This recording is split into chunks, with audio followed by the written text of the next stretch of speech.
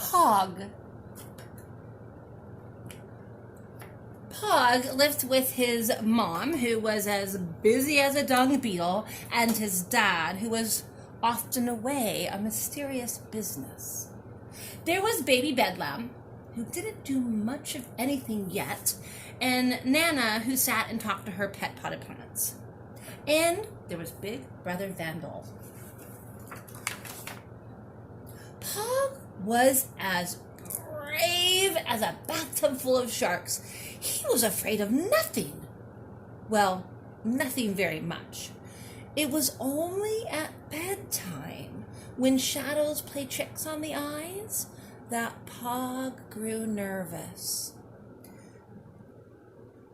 "Better check under the bed for children," crooned Vandal, and he softly laughed his wicked laugh. "I'm 6.5 feet tall and older than I have ever been," said Pog. "I'm not afraid of anything." But he was. He was very afraid of children. Every night he checked under his bed, inside the toy box, and behind the door. Then he would sneak up to his closet and wrench the door open. Everybody knows that's where children like to hide most. He kept his nightlight on, and he pulled the covers up right under his chin, tight until he fell asleep. When he woke up in the morning, he bounced out of a bed full of bed bugs. He had made it through another night. When Pog started school, he had to walk with Vandal. "I'm 6.5 feet tall and older than I have ever been. I can walk to school by myself," Pog said to his mom. "Not yet," she smiled. "Pog's too little to walk by himself," crooned Vandal as they set off to school. "I'm as brave as a bucket full of snails," said Pog, and he stuck out his lip in a terrified pout. "I don't need you." "What about children hiding along the way?" Vandal growled. Pog was shocked.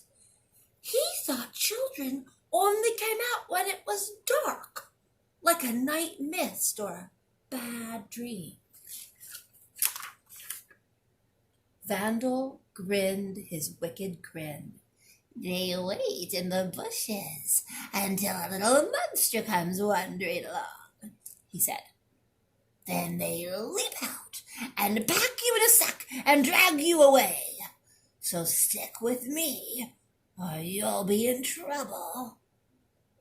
Pog stuck with Vandal all day.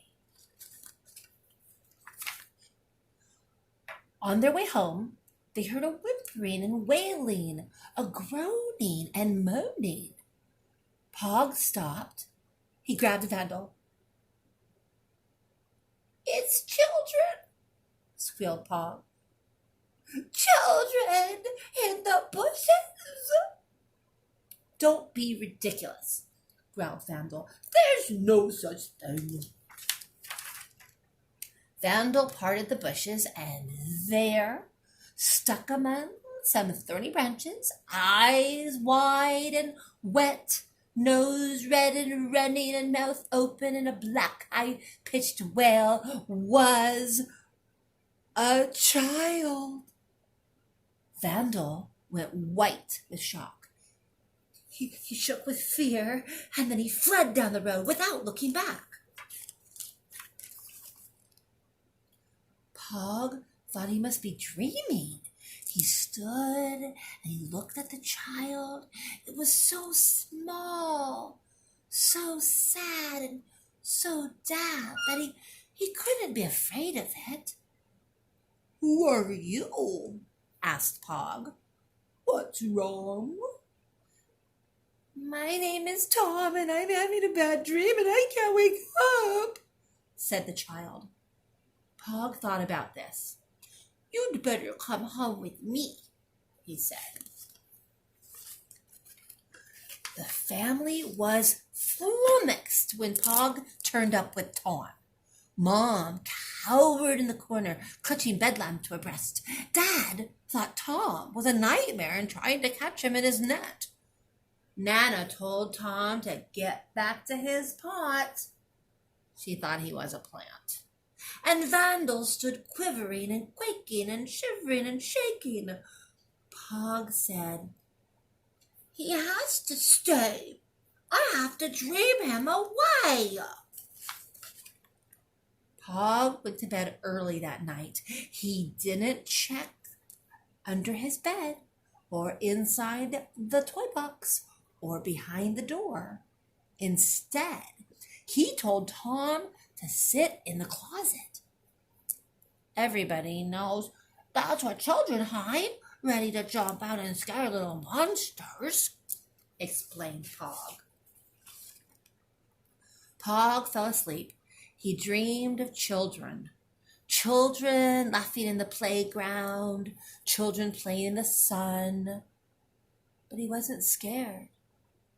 He dreamed of Tom running home where his parents were waiting. When Pog woke up next morning, he jumped out of bed full of bedbugs. He opened the closet door. Tom was gone.